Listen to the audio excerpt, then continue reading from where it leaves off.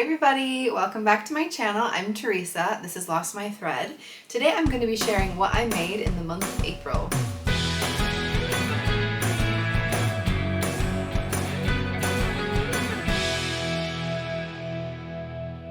So I've got 4 completed garments to share with you guys this month. I will put chapters down below if you want to skip to particular projects. The first one I'm going to tell you about is what I'm wearing because I'm just very excited about it and I want to talk about it. This is the Zadie Jumpsuit by Paper Theory in a cotton double gauze fabric. I love this fabric. It is so beautiful. I actually picked this up at a D-stash earlier this year. It's a beautiful cotton double gauze in this wonderful, I would say almost like a tomatoey red with a really beautiful black floral print over the top. I've never seen a print like this in a cotton double gauze. Loved it the minute I saw it. Found out there was actually one of my friends who'd brought it into the D-stash, and I was even more excited to get it and find out she had bought this fabric in Bali. It turns out I didn't have quite enough. It was quite a narrow fabric. I didn't have quite enough to make the jumpsuit of my vision. And so I ended up finding some more online at a shop called Catkin and Scraps. I wanted to have a full long sleeve. So I want the sleeve to be all the way long. I want the trouser to be all the way long as well. So I extended those pieces out. I do have a standard adjustment that I make for the Zadie jumpsuit when I've made it before, because this is not my first version. This is maybe my second, third, or probably technically 4th version actually, sorry. But what I do to modify mine is I size down 2 sizes compared to what they recommend. And I also borrowed the neckline from the Peppermint wrap top designed by In the Folds for Peppermint magazine, which is a free pattern. I just feel like that neckline works really well for me for a wrap style. And so I just use that neckline on my Zadie jumpsuit. I've now adjusted my pattern piece, so I know when I'm making it's going to work out really well. This has some really nice shaping to it in addition to having the waist tie, which you can cinch as tight or as loose as you want.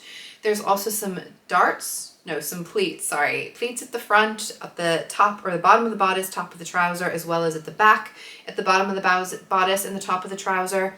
I feel like on the whole that gives just enough shaping, but is still really nice and comfortable. This still has a very relaxed fit. This fabric is so lovely and breathable and wonderful. I'm such a fan of cotton double gauze at this time of year because I feel like it keeps you cool when it's hot and it keeps you it keeps you cool when it's hot and warm when it's cool. Sorry, that just felt like a whole brain squeeze to work through, but it is just a really comfortable fabric, honestly, and it is definitely a secret pajamas type situation. It feels, my description when I made this was it felt illegally comfortable. Like, clothes shouldn't be this comfortable. Outside clothes shouldn't be this comfortable, but it is, and it's fabulous, and I really love it. The one thing I will say, if you've never done this before, making bias binding with double gauze fabric, it's messed up, guys. It's not a good idea. It's not recommended, except that you kind of have to when you're making the binding here on the Zadie jumpsuit. I did it. It was worth it. Will I do it again? Probably, but I will probably also be really angry with myself when I do it because it's a loose weave and it wants to kind of fray and fall apart. And then when it's caught on the bias, it's so shifty. It was quite a whole thing. Now I will say also, because I was so conscious that this was going to be moving out of shape, I stay stitch the neckline of this before I start the project, and I always do that. But I don't understand why the instructions don't ask you to stay stitch until you've already sewn in the shoulder seams, possibly even the waist seams. And I feel like at that point you've already warped this thing out of shape. If it's gonna go out of shape, you need to stay stitch before you do anything. So that was like my one bugbear that just really stood out to me, especially with this fabric. That was like, no way was I gonna be doing any kind of sewing before I did my stay stitching. But it did all sit really nice and flat in the end, and I feel like it all came together really well. And it's a super comfortable one to wear. The one thing is because cotton double gauze is a little bit that looser weave, it does bag out a tiny bit in the knees and in the butt when I've been wearing it all day. Not in a major way, but just in a way that I can feel it's not quite as like smooth all around me as it once was when I put it on in the morning. Not enough to stop me from wearing it by any means. And like I said, it is just so comfortable. It's definitely one that I know I'm going to be reaching for again and again. The next one to tell you about is this top. This is the Gilbert top by Helen's Closet, which I found out recently is her most popular pattern, so who knew? This is in a really lovely Liberty Tana lawn fabric. I really love this print. Tana lawn, you kind of just can't do better than that as far as like luxurious sewing. It sews so well, it presses so well, it's so light and soft and lovely to work with. Definitely going to be a good one to wear in like hot summery months as well. This has got this classic camp style collar, very relaxed fit. There's a nice back yoke as well. There's a patch pocket, which I do feel like you kind of lose in this fabric, but it's there. And I have these buttons. I got these ones from Textile Garden. I really love that little shine on them. I think they're really pretty. I do think they disappear somewhat on this top, which isn't necessarily a bad thing. I feel like they blend really well with it.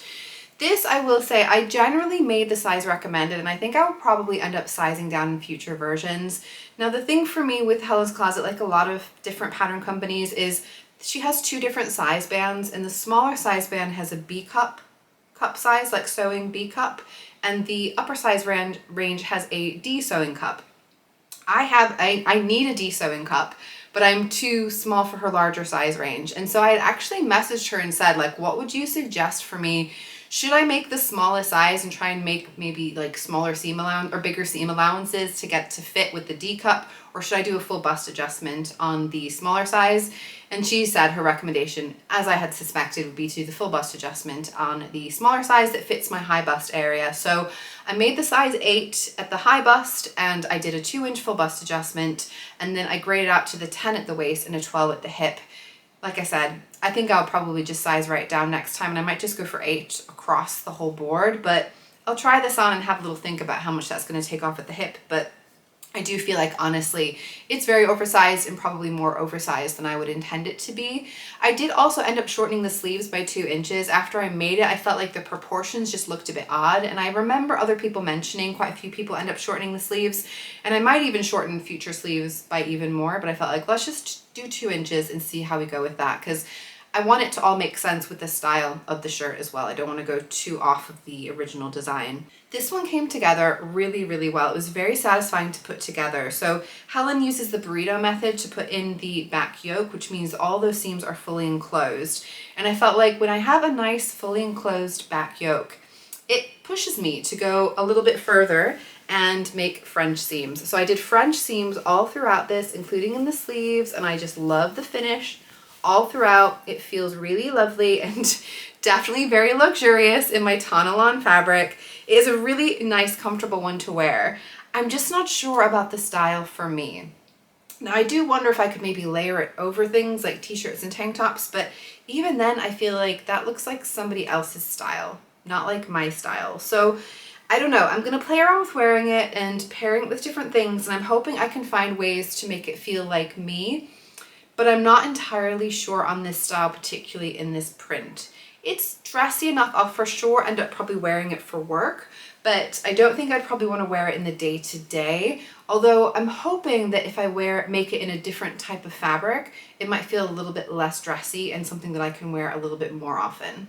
I also made the Rhapsody Blouse. This is a Love Notions pattern. I feel like this is one that I've had people recommending to me quite a lot, and I finally bit the bullet and I made it. It has a really nice V neckline. I will say this isn't my knee test V-neck, but I feel like it's not bad. I'm pretty happy with it. Has these lovely gathers at the top of the front yoke. There's a really nice pleat at the back yoke, under the back yoke. The sleeves here, there's a cuff with elastic. I ended up shortening the elastic quite a lot. It seemed like it was going to be super loose. I didn't want it to be tight, but I was surprised at how loose it was. This one, again, comes with bust cup sizes, big win for me. So I made the medium size with the full bust option. This one is very oversized as well, but I feel like because it's such a drapey fabric, I feel like it works. It doesn't look like it's just hanging on me. It kind of clings to my figure in a nice way, and I feel like it's really pretty as well as being really comfortable to wear. This is another fabric that I picked up at that same D-stash. It was another one of my friends, Chloe, who put this down, and as soon as I saw it, I immediately nabbed it because I knew that I wanted that fabric for sure. It's a beautiful color, beautiful, lovely, soft viscose fabric, and I feel like it worked so well for this top.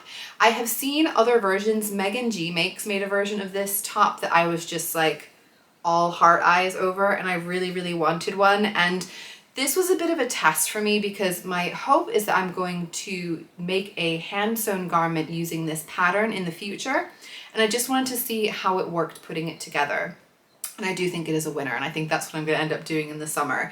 But This version turned out really well. One thing I like about the construction method is they encourage you to use French seams for most of it. This is another one, burrito method, to put in the yoke, and they recommend French seams for the side seams and the top of the shoulder, but not the sleeve, which I found bizarre. And I was like, no way am I gonna suddenly do some serge seams when the whole rest of it is French seams. So yes, another one, French seams all the way, guys. French seams all around, and it is lovely, and it feels really wonderful to have those French seams in this lovely smooth fabric. I did also hand sew this neck binding because I didn't want to have anything showing on the outside. I didn't want to have any obvious stitch lines on the outside.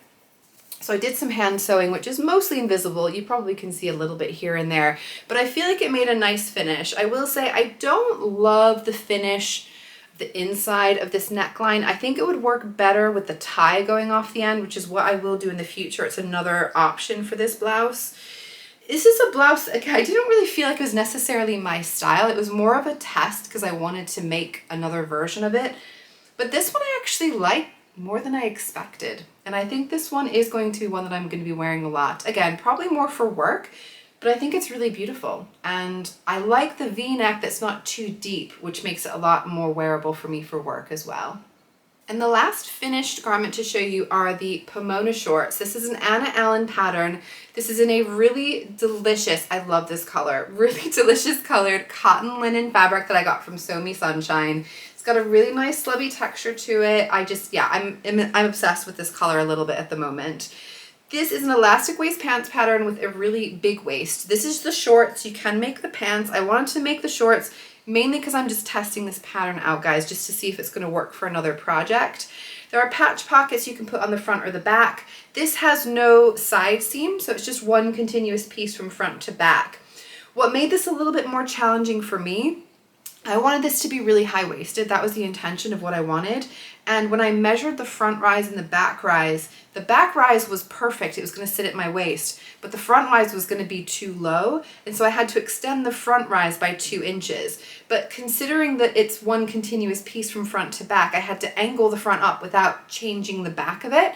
So it was a bit weird. I did an experiment, and I'm going to say the experiment worked. I mean, it definitely does fit me, like it sits flat against my waist, just where I want it to. The one thing I wasn't sure about, and I'm still not sure about, is the elastic waist pants. So I've been honestly just staying away from them on the whole because I don't really want to add bulk around my tummy area. I don't want to add bulk above my butt. And I felt like a lot of times patterns do end up doing that and looking like that. And these ones, what I liked about it is that it's actually the gathering is, I would say, pretty minimal compared to a lot of patterns, because essentially this just barely fits over my hip.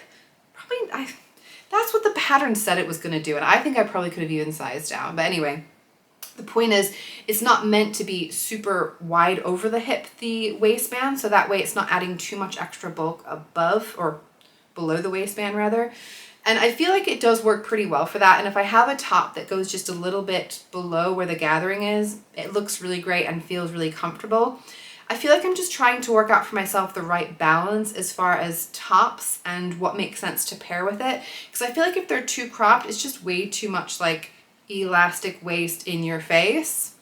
And if it's too low, then it just looks like, I don't know, it looks less shaped, I guess. I feel like I lose my shape a little bit because of all that bulk. So I'm trying to work out. The blouse that I paired it with in my photos is the Norma Blouse by Norma Blouse by Fiber Mood even.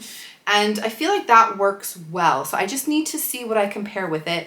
I think in theory these shorts are super cute. It's just definitely a little bit out of my style comfort zone, and I feel like it's going to be a little bit of experimentation needed to see if this is going to be a more wearable garment or one that maybe is just more of one to test and learn from. Now I will say that these two, the Gilbert top and the Pomona shorts, they're actually both tests for a matching coordinating set that I want to make. And so I was trying to work out if these would work well together. And in that case, I can go ahead and cut out my main fabric, but I'm still in this experimenting stage. The Gilbert top that I made was a kind of an in-between length because I got confused with how long to make the facing, because I wanted to make the cropped version, but I didn't want to have the tie at the front. So it's a bit of an odd length, that one. And so what I've decided to do is I actually had enough of this delicious, gorgeous fabric left over to squeeze out the Gilbert top out of. I haven't sewn it together yet, but I've cut it out. And I want to see how these two work as a potential cord set, because I think that would be pretty cute if it works.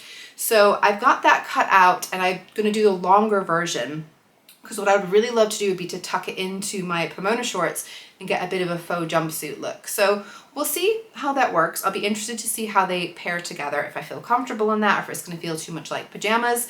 Although, to be fair, I wouldn't mind having some super cute cotton linen pajamas. Not necessarily a bad thing to have in your life. But yeah, I feel like this month was a little bit more experimental, largely apart from the Zadie jumpsuit, which I knew was going to work out well.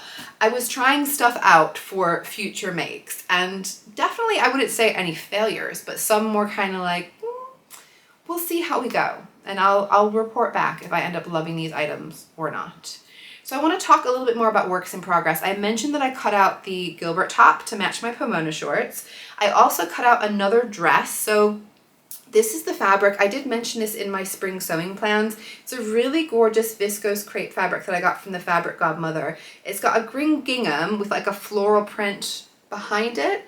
It's super cool and really unusual, and I have cut out the Isla Dress by Jennifer Lauren Handmade, and I'm about halfway through sewing that one before the end of April. So this is a project that I'm still going to be working on, but it's one that I can't show you. Well, I could show you the progress, but it's just a lot of pieces pinned together basically.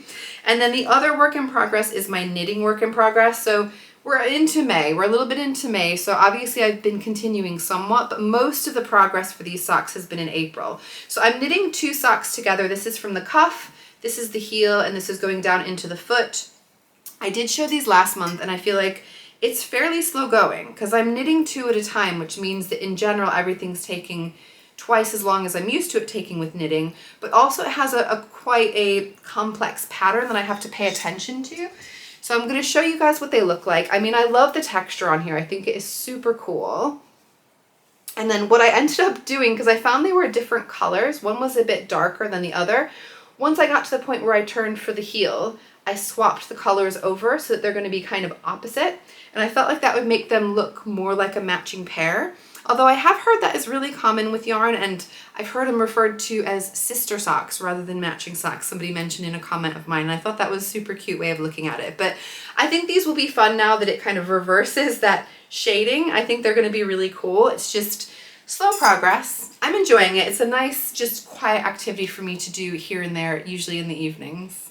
Those are the daily socks by Summerly Design. I hope you enjoyed hearing what I got up to this month. I'd be curious to hear your thoughts on any of the garments I made, particularly the ones where I'm a little bit unsure about the styling.